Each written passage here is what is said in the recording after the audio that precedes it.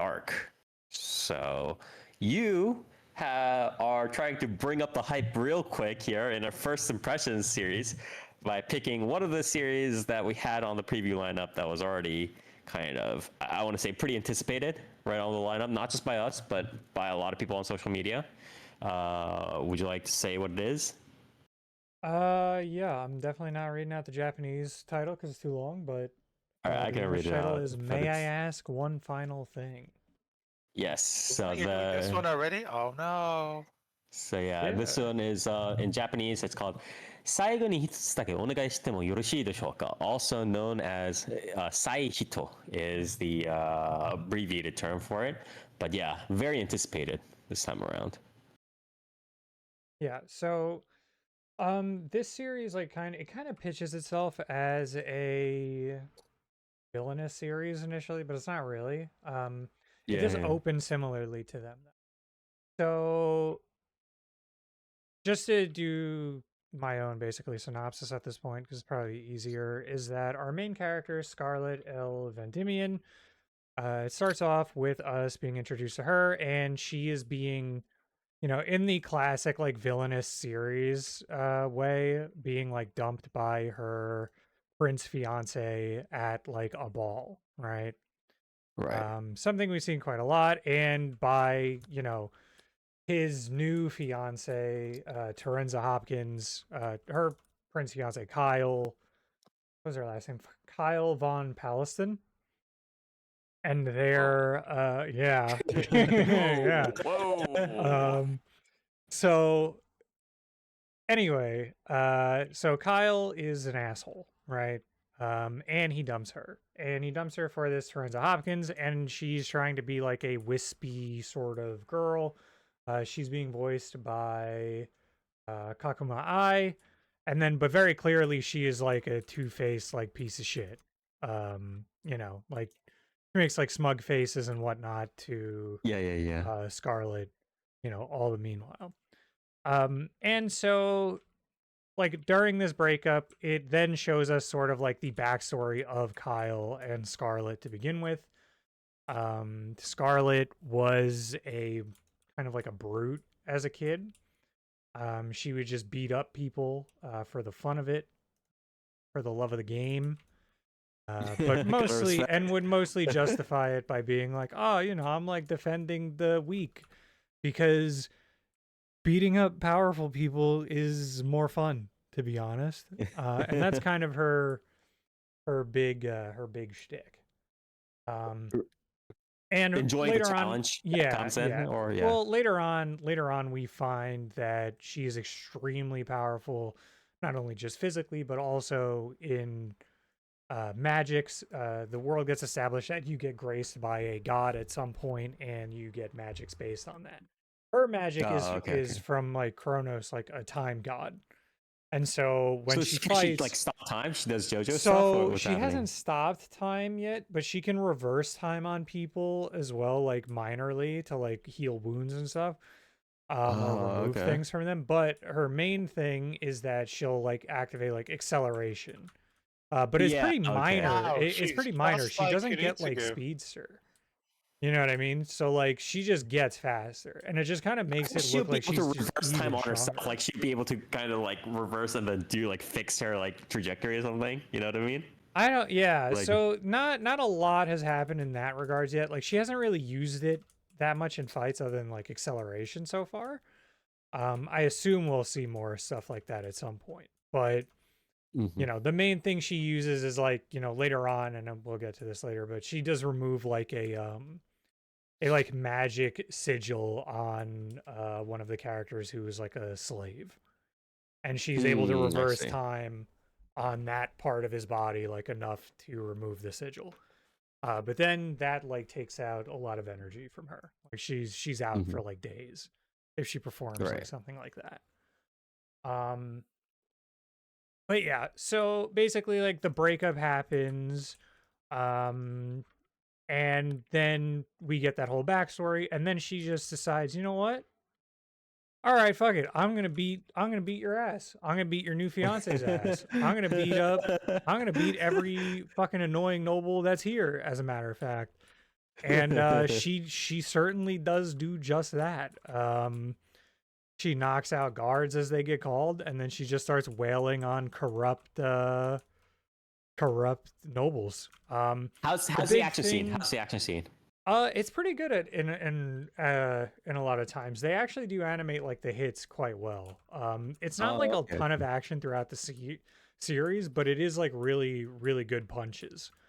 There are some more comedic bits. Is it just like a very kind of like Chinese kind of like Chinese martial arts kind of style, or is it like do they try to mimic some sort of like Jason Bourne old boy kind of kind of rough and tumble? No, yeah, I mean she just beats up people. Like she just punches the shit out of them. Like that's it. Like, there's really not much flair to it whatsoever. Realistically, like she'll uppercut people. She'll just throw haymakers, so on and so forth. And yeah, that's been really fun. And then it's explained more so that like the reason why she's doing this and why she gets away with it for the most part is because Kyle is just a known piece of shit to his brother as well. Oh, okay, I see. Yeah, and his brother is Julius, and he is the fair, like he is the blue-eyed, blonde-haired, Reasonable one. like. Yeah. It's not even so much he's reasonable, like he is just a freak in a different way. But he's not a piece of shit. Like he is like justice-oriented person, whereas Kyle, like the nobles wanted to prop up Kyle so that they could be like scumbags, basically. Mm-hmm.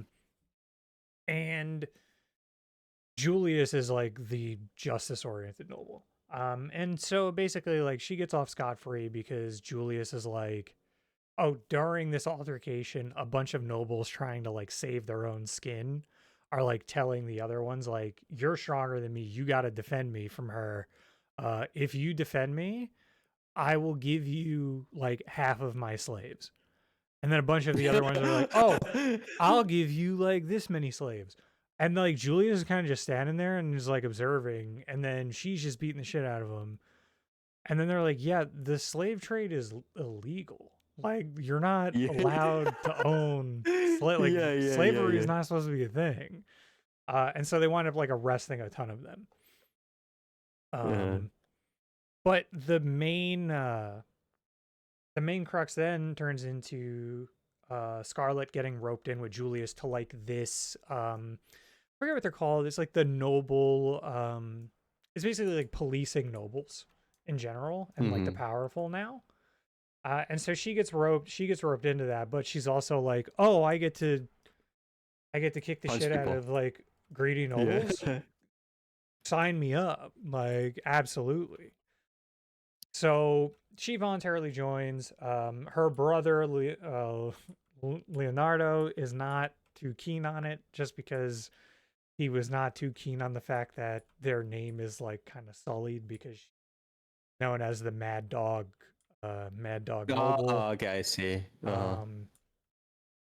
And yeah, now she's like gaining an even bigger notoriety. And yeah, that's kind of like where the series goes. It's like them trying to like now hunt down these like slave trade nobles. She befriends, like I said, this beastkin femboy Nanaka, who like tries to kill her. Part of this also reverse harem, right? Am I correct in saying this, or what? Yeah, kind of. So like they all start falling in line in a way. Like obviously she has her brother, but it's not really so much a harem. Like there's Nanaka, the like, like I said, like the femboy beastkin who was like trying to kill her under orders from his master at some point. There's like Sigurd, who's like another like sort of but he's not really like a love interest either. Kyle is certainly not a love interest anymore. The only real like love interest is basically Julius, but even then the way like he winds up, even in a most recent episode, and this is like a minor spoiler, is he like kisses her on the cheek, but he's very into like observing like nature, plants and animals and all. And so he's like infatuated with her, but because of who she is and like her sort of true self. but Oh, he's okay. like So not. self But survive. even like after he kisses her on the cheek, he's like, I understand, like, you know, my feelings for you may not be like um conventionally romantic, but you are Mm. you are extremely special to me. Um Mm. and that's kind of where it leaves off. Like she very much like, he's like, "Oh, I can read all of your face. Like I know you think you've been hiding it, but realistically like it just shows even more of like when you're pissed off, like what you want to do, like who you want to hit, why you're pissed off at someone, so on and so forth." And so their dynamic is he finds her like extremely like both amusing and endearing, and Mm-hmm. is very much like, the polar opposite of being like obsessed with like people who are honest. Right, right, right, right. And yeah, that's kind of like where the series is now. I foresee it doing like mini arcs like that in this sort of band now that they're forming of sort of like investigators and like police effectively, to now crack this arc will obviously be cracking the slave trade. I'm curious to see if it goes further. They're sort of tying in another kingdom now too. So I feel like maybe after like the trade gets busted, it might get into like a sort of like, here's an issue with like another kingdom type thing maybe in Corrupt Nobles. So Yeah, it's I gonna be guess we'll see interesting where because it it's goes. like I feel like it could go one of two ways where like she's just kind of going around here and there and then maybe like there's some annoying royals or whatever. But then the issue is it's like I don't know how much material the original series would be able to pull out of that. But then the other thing would be just like, hey, it's similar to like an isekai or like one of those power fantasies where they go around just killing like demon lords and stuff like that, right? Or defeating demon lords. It could kind of end up like that, right? In a Yeah. sense, where they're just like, Yeah, I think it'll probably go from like slave trade to the other kingdom to just various like different corruption things going around, and Kyle will probably get back into the mix and drama will ensue with that, I'm sure. yeah. But this is primarily like a slapstick comedy focused series more than anything, really. Mm-hmm. Yeah, so it's been very good. This is, oh yeah, by the way, Yeah. this is Light in Films. This is a light novel original. I Yes. don't remember if you covered that. Um, Yes. Yes. Yes. Yes. and yeah, So so yeah, light of film's pretty. it's been very very fun. This is something I really look forward to seeing more episodes from, which is Yeah, not, especially since the there are a lot audio of series. visuals are pretty good, right? Yes, the audio visuals are very solid. I should say that. They are Because if it not. wasn't for this, I think it would have been pretty like depressing. You know what I mean? It would have been like, oh, Yeah, it's just like another kind of spin-off villainous kind of series, whatever. But it's like the action. yeah. When they really want to have show her like boxing people out and shit, it's Hmm. they do pull out all stops for that. Yeah. Um, but yeah, so it's very fun. I would say another highlight is the voice work. Wataru Katao as Julius is really fun. Asami Seto as Scarlet is really good. Her balancing Yes. between like the Ojo Sama and like a very violent type voice. Not so much violent in like guttural, but in the sense of like, like the exasperated like, huh? And like her whole face Yeah, yeah. changing and then beating the shit out of people.